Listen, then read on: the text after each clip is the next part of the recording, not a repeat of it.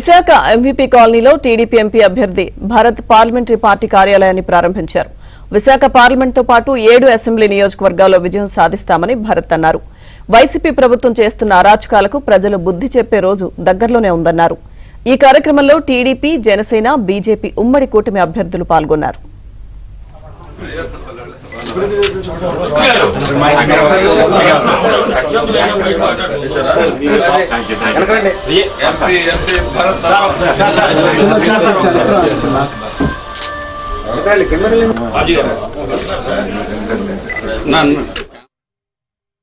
గత 5 ఏళ్లుగా పరిపాలన ఎట్లా ఉంది, విశాఖపట్నంలో లా అండ్ ఆర్డర్ ఎట్లా ఉంది, అభివృద్ధి ఎట్లా జరుగుతుంది అనేది మొన్న జరిగిన ఎమ్మెల్సీ ఎలక్షన్స్ ఓటింగ్ ప్రకారం పట్టుభద్రులు, మేధావులు ఎట్లా ఆలోచిస్తున్నారో చాలా స్పష్టంగా అందరికీ తెలిసింది.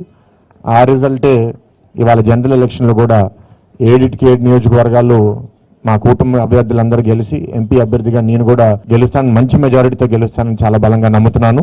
అయితే ఇవాళ గెలిచిన తర్వాత కూడా మాకు చాలా బాధ్యత ఉంటుంది. దారి తప్పిన విశాఖ నగరాన్ని మళ్ళీ దారి మీదకి తీసుకుని రావాలి.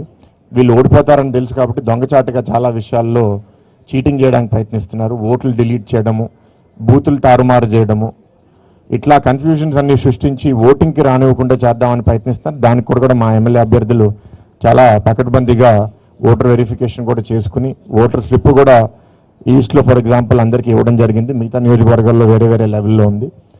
తప్పకుండా we will go forward very confidently, బలంగా గెలుస్తాము.